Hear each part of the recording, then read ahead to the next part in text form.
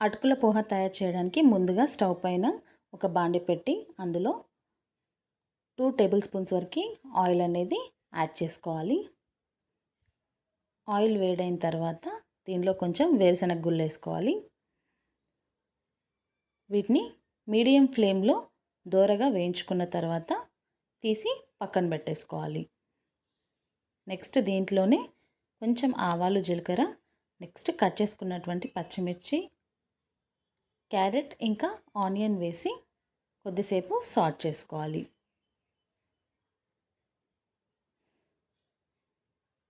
ఇప్పుడు మూత పెట్టి కాసేపు మగ్గనిద్దాం. నెక్స్ట్ మూత ఓపెన్ చేసి చూసి ఒకసారి మిక్స్ చేసి ఇందులో టేస్ట్కి తగ్గట్టుగా సాల్ట్ అనేది యాడ్ చేసుకోవాలి.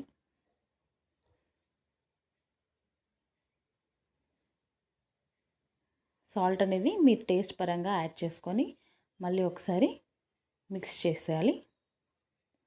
చేసి ఒక 1 or 2 minutes వరకు దాన్ని మంచిగా ఆనియన్స్ గోల్డెన్ కలర్లో వచ్చే వరకు కొంచెం సాట్ చేసుకోవాలి. నెక్స్ట్ దీంట్లో కొద్దిగా పసుపు అనేది యాడ్ చేసుకోవాలి. మరీ ఎక్కువ అవసరం లేదు.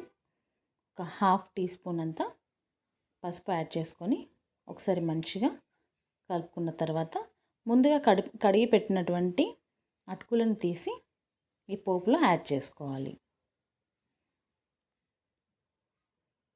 అటుకుల్ని ఒక 2 times మంచిగా వాష్ చేసి వాటర్ అంతా వంపేసిన తర్వాత ఇందులో యాడ్ చేసి ఒకసారి మొత్తంని కలియబెట్టుకోవాలి.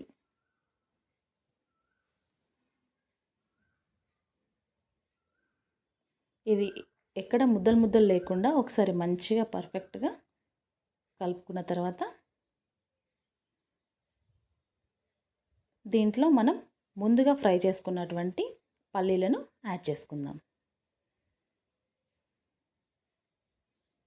తర్వాత ఒక హాఫ్ లెమన్ని కట్ చేసుకొని స్క్వీజ్ చేసుకుంటే ఎంతో టేస్టీగా ఉండేటువంటి పోహ అనేది రెడీ అవుతుంది.